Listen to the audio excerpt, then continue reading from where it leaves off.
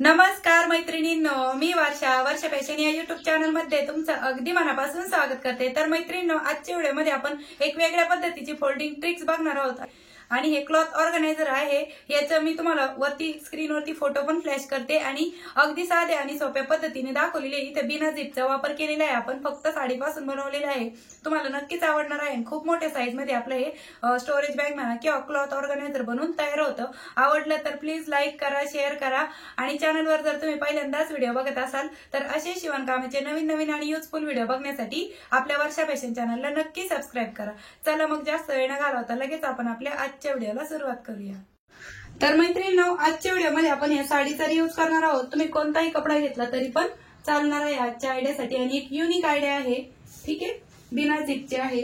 तर त्याचबरोबर मी ते गोणी पण कट करून घेतलेली आहे। आता गोणीची लांबी आहे 38 इंच आणि रुंदी आहे 22 इंच। तरीही तुम्हाला एकदा मोजून दाखवते। आणि लांबी बघा 38 इंच आहे, ठीक आहे। आणि एवढा एकच पीस आपल्याला लागणार आहे। तर साडीचा आणि अस्तरचा दोन्हीसाठी मी हाच कपडा कट करून घेणार आहे। तर डबल मध्ये साडी टाकून घेतलेली आहे, त्यावर आपण ही गोणी ठेवून घेत आहोत आणि गोणीपेक्षा साधारण मी 1 ते 2 इंच कपडा वाढव घेत आहे, चारही बाजूंनी म्हणजे कट करून घेतलेला आहे। आता बघा, सर्वात खाली अस्तर, मध्यभागी गोणी ठेवून घ्यायची आहे व्यवस्थित आणि मेन फॅब्रिकचं उलटा सुईचा अगोदर चेक करून घ्यायचं आणि मग अशा पद्धतीने वरच्या साईडने ठेवून घ्यायचं। आता आपण यावरती क्विल्टिंग करून घेणार आहोत तिरप्या टिपा मारून, पण त्या अगोदर मी इथे ठिकठिकाणी टाचणी लावून घेत आहे। टाचणी लावल्यामुळे आपल्याला स्टिच करायला पण बरं पडतं आणि हा पीस खूप मोठा आहे, त्यामुळे टाचणी लावूनच घ्या तुम्ही शक्यतो। आणि यावरती तिरप्या टिपा मी मारून घेते आणि हे जो कडेचा एक्स्ट्राचा पार्ट आहे तो आपण कशा पद्धतीने फोल्ड करायचा ते पण मी तुम्हाला दाखवते। अगोदर मी क्विल्ट करून घेते आणि मग दाखवते। तर बघा मैत्रिणींनो, अशा पद्धतीने मी यावरती तिरप्या टिपा मारून क्विल्टिंग करून घेतली। अस्तरच्या साईडने पण दाखवते, ठीक आहे। आता जो गोणीपेक्षा जास्तीचा जो कपडा घेतलेला होता मी, तर मी अजून कट नाही केलेला, तुम्हाला दाखवण्यासाठी ठेवलेलाच आहे। तर बघा, आपली गोणी आहे ती इथपर्यंतच आहे आणि गोणीपेक्षा वाढवचा जो कपडा आहे ना, तो आपल्याला अशा पद्धतीने आतील साईडने फोल्ड करून घ्यायचा आहे अशा पद्धतीने आणि यावरती स्टिच करून घ्यायचं आहे। म्हणजे आपले चारही बाजूने अशाच पद्धतीने आपण जो एक्स्ट्रा पार्ट ठेवलेला आहे तो असा फोल्ड करून यावरती चारही बाजूने आपल्याला स्टिच करून घ्यायचा आहे। म्हणजे वेगळी पाइपिंग करण्याची आपल्याला गरज नाही। हाच कपडा मी यासाठी थोडासा वाढव ठेवलेला होता। तर बघा मैत्रिणींनो, अशा पद्धतीने मी हे चारही बाजूने फोल्ड करून आहे ते स्टिच करून घेतलेलं आहे। ही आपली आतील साईड आहे आणि हे आपली आहे वरची साईड म्हणजे राईट साईड। आता जिकडनं आपली लांबीचा भाग आहे त्या साईडने आपल्याला इकडनं 9 इंचावरती एक मार्क करून घ्यायचा आहे। तर बघा, कडेपासून पण 9 इंच आहे आणि इकडच्या साईडने पण 9 इंचाचा म्हणजे 9 बाय 9 इंचाचा चौकोन आपल्याला इथे ड्रॉ करून घ्यायचा आहे। आता जशी मार्किंग केली तशीच आपण याची कटिंग पण करून घेऊ। तर बघा, हा भाग कट केल्याच्या नंतर आपल्याला हाच पार्ट इकडे पण ठेवून घ्यायचा। म्हणजे याच पद्धतीने 9 बाय 9 इंचाची आपल्याला इकडे पण एक बॉक्स तयार करायचा आहे आणि इकडनं पण आपण अशीच मार्किंग करून घेणार आहोत, जशी तिकडनं केली होती सेम त्याच पद्धतीने। आणि जशी मार्किंग केली तशीच आपण याची कटिंग पण करून घेतलेली आहे, ठीक आहे।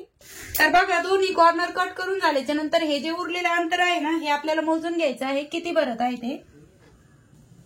तर हे भरत आहे 19.5 इंच आणि ही जी उंची आहे ही आहे आपली 9 इंचची, ठीक आहे, जे की आपण कट केलेलं होतं। तर 9 मध्ये 1 इंच वाढव घ्यायचा आहे म्हणजे 10 बाय 19.5 इंचाचा एक पीस आपल्याला लागणार आहे। तर बघा, मी इथे गोणी कट करून घेतलेली आहे, तुम्ही इथे पॉलिथिनचा पण वापर करू शकता।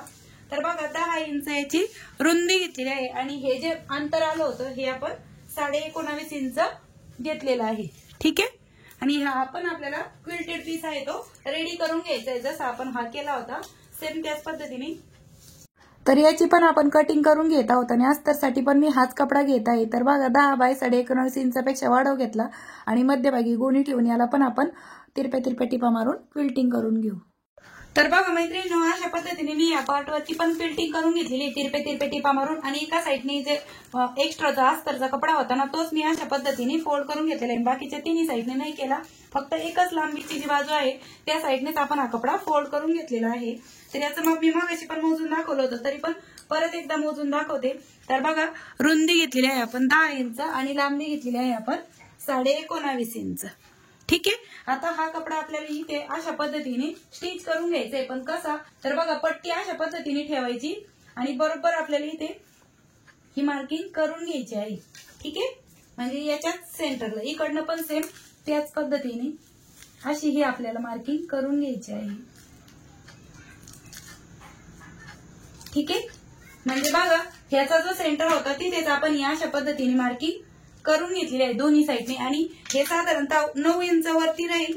अशा पद्धतीने आपल्याला हा 1 इंच आतमध्ये घालून घ्यायचा आहे आणि 9 इंच अंतरवरती राहील.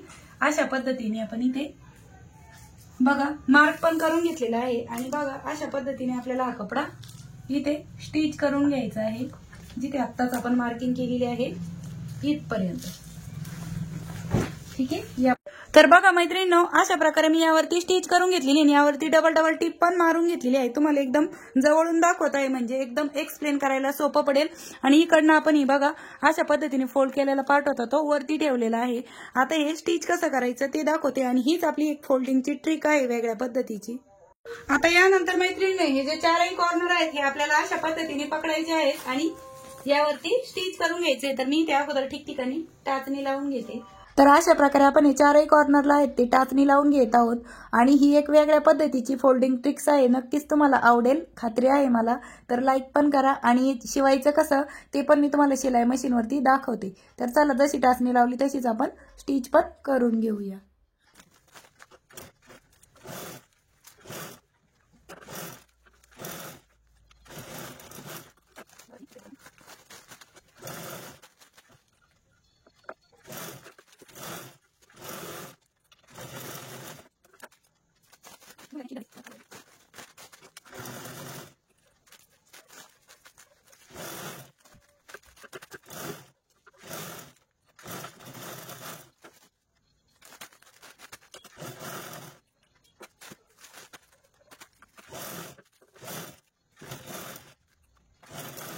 अशा पद्धतीने आपण हे 4 कॉर्नर आहेत ते स्टिच करून घेतलेले आहे.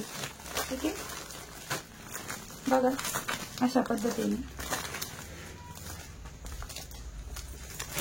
या साईडचे पण.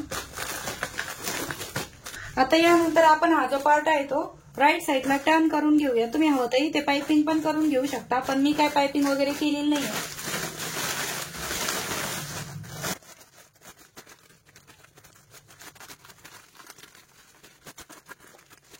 राईट साईडला टर्न केल्यानंतर अशा पद्धतीने दिसत आहे. आता आपल्याला याचा फ्लॅपवाला पार्ट शिवायचा आहे. त्यानंतर मैत्रिणी, वरचा फ्लॅप बनवण्यासाठी मी सर्वात खाली अस्तर मध्यभागी गोणी, आता गोणीचं माप किती घेतलेलं आहे ते सांगते अगोदर. तर 19.5 इंच याची लांबी घेतलेली आहे आणि रुंदी घेतलेली आहे 16 इंच. आणि हा पण आपल्याला क्विल्टेड पीस तयार करायचा आहे. मेन फॅब्रिक मी वरतून ठेवत आहे आणि याला पण आपल्याला 4ही बाजूने हा जो वाढव कपडा आहे ना याचीच डबल फोल्ड करून 4ही बाजूने पायपिंग करून घ्यायची आणि यावरती तिरपे टिपा पण मारून घ्यायचे.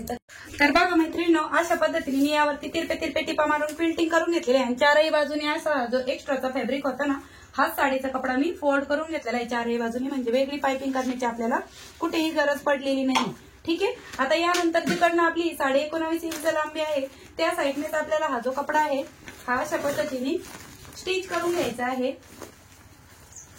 अगोदर टाचणी लावून घेऊ म्हणजे स्टिच करायला बरं पडेल. आणि राईट साईडनेच ठेवून घेत आहे, ही रॉंग साईड आहे फोल्ड केलेली आणि ही जी राईट साईड आहे याच पद्धतीने आपण इथे स्टिच करून घेऊ. तर बघा मैत्रिणींनो, अशा पद्धतीने मी हा पार्ट आहे तो स्टिच करून घेतलेला आहे आणि यावरती पुन्हा डबल टिप पण देऊन घेतलेली आहे. असंच आपण स्टिच करून घेतलेलं आहे. आता पुढच्या साईडने आपल्याला इथे वेलक्रू पण अटॅच करून घ्यायचे आहे, म्हणजे आपण इथे झिप नाही वापरत आहे तर वेलक्रूचा वापर करत आहोत. तर साधारणतः 4 इंचाचं मी इथे वेलक्रू कट करून घेते आणि अजून एक 4 इंचाचा कट करून घेते, म्हणजे 2 पार्ट मध्ये कट केलेला आहे. आणि अशा पद्धतीने आपल्याला तो बरोबर दोन्ही कडेला 3 बोटं सोडून कडेपासून लावून घ्यायचा आहे. तर चला मी हा स्टिच करून घेते. तर बघा मैत्रिणींनो, अशा पद्धतीने मी हे 4ही वेलक्रू आहेत ते स्टिच करून घेतलेले आहे. बरोबर अगोदर टाचणी लावून घेतली आणि नंतर आपण याचं एक्झॅक्ट माप काढून घेतलं. आता यामध्ये तुम्हाला मी साड्या कपडे पण ठेवून दाखवते, त्याचबरोबर तुम्ही याच्यामध्ये ब्लँकेट पण ठेवू शकता. तर चला आता मी ठेवून दाखवते तुम्हाला, म्हणजे आयडिया येईल. तर मी तुम्हाला याच्यामध्ये काही साड्या पण ठेवून दाखवते. हेवी साडी आहे, त्याचबरोबर जीन्स पॅन्ट ठेवू शकता, म्हणजे एका साईडने तुम्ही शर्ट एका साईडने पॅन्ट असं पण ठेवू शकता. मी यामध्ये बघा काही साड्या ठेवत आहे आणि काही ड्रेस पण ठेवून दाखवते, म्हणजे तुम्हाला पण आयडिया येईल. बघा दोन्ही साईडने तुम्ही अशा पद्धतीने फोल्ड करून ठेवू शकता. खूप सारे कपडे तुमच्या यामध्ये स्टोअर होतात. तर बघा अशा पद्धतीने खूप सारे कपडे आपल्या याच्यामध्ये स्टोअर करून ठेवलेले आहेत. त्यानंतर हा जो फ्लॅपवाला पार्ट आहे आपल्याला अशा पद्धतीने बंद करून घ्यायचं आहे. आणि बघा किती सुंदर असं आपलं हे क्लॉथ ऑर्गनायझर बनून रेडी झालेलं आहे. बघा म्हणजे बिना झिपचं बनवलेलं आहे मी. या अगोदर झिपवाले पण खूप सारे दाखवलेले आहेत आणि हा पण बघा अगदी व्यवस्थित असा कव्हर झालेला आहे. आणि त्याचबरोबर ही आहे आपली बॅक साईड आहे. बॅक साईडने पण तुम्ही बघू शकता, त्याचबरोबर या साईडने पण तुम्ही बघू शकता. अशा पद्धतीचं आपले क्लॉथ ऑर्गनायझर बनून तयार झालेलं आहे. त्याचबरोबर तुम्ही याच्यामध्ये ब्लँकेट पण ठेवू शकता. मी तुम्हाला याच्यामध्ये काही कपडे ठेवून दाखवलेले आहेत. तर मैत्रिणींनो, कशी वाटली तुम्हाला आपली आजची ही आयडिया ते पण मला कमेंट सेक्शन मध्ये नक्की सांगा. आणि वेळात वेळ काढून तुम्ही आपला आजचा हा व्हिडिओ इथपर्यंत बघितला त्याबद्दल तुम्हा सर्वांचे खूप मनापासून धन्यवाद. भेटूया पुन्हा नेक्स्ट व्हिडिओमध्ये. तोपर्यंत bye bye. Thanks for watching. Shri Swami Samarth. जय जिजाऊ, जय शिवराय. आणि लाईक पण करा जाता जाता. आता मैत्रिणींनो, मी तुम्हाला याच्यामध्ये ब्लँकेट पण ठेवून दाखवते. त्याचबरोबर तुम्हाला इथे दोन्ही साईडने कडेला हँडल पण लावायचे असेल तर तुम्ही लावू शकता. तर बघा आपले 2 ब्लँकेट यामध्ये आरामात बसतात. तुम्ही हे बेडमध्ये दिवाणमध्ये पण ठेवून देऊ शकता. असेच हे ब्लँकेट डायरेक्ट न ठेवता असे स्टोरेजमध्ये अशा स्टोरेज बॉक्समध्ये ठेवले तर धुळीपासून वगैरे पण वाचू शकता. आणि बघा बिना झिपचा वापर केलेला आहे. तर तुम्हाला नक्कीच आजची आयडिया आवडली असेल तर प्लीज लाईक करा, शेअर करा आणि वर्षा फॅशन चॅनलला पण सबस्क्राईब करा.